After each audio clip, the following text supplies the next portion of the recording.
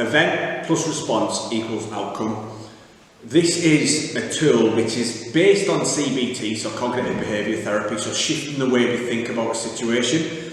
Now, the idea is in principle that however we respond to any given event or situation, it's going to ultimately dictate how we feel about that, and that's the outcome. So the example that we use in the journal is something I was told quite a long time ago at an event, and the situation was that there was people caught on camera in a major traffic jam, and there was two responses from two different people. Now, one particular person responded in a fit of rage. They were seen kicking off and being really angry about the whole situation, which obviously the outcome for them was stress, feelings of rage, and it won't have been doing the well-being any good, put it that way. Whereas the other response was a lady who apparently took out a towel and began sunbathing on the car bonnet, which you can see in that situation, her response to that event, the outcome for her, she was probably feeling a little bit better in relation to it. So same event, two completely different responses, two completely different outcomes, and that's the idea with this, and that's what we want you thinking about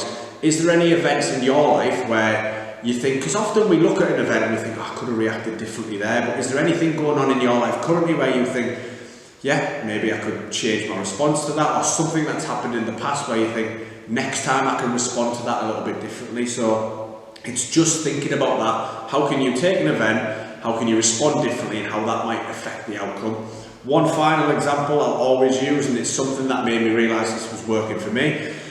Whilst on holiday recently, we basically arrived at the hotel and the hotel was late. So what I mean by that, the room wasn't ready. Now typically, a while back, I would have responded with just being like, this is rubbish, this should have been on time, and this and that, and it had really affected my outcome for that whole day. I'd have been probably annoyed, pissed off, and it affected how I felt that whole day. Whereas thinking this sort of tool and this thinking pattern, what I actually did, I thought, well, there's nothing I can do about this event now. I cannot control this, but I can choose how I respond to that. So instead, rather than sitting and realising that this hotel wasn't ready, we went out for the day and we still chose to get on with our day as normal, and we still had a good day. So it's just a very minor situation, but that response to it totally dictated how we felt for that day. So this is the whole idea of this exercise.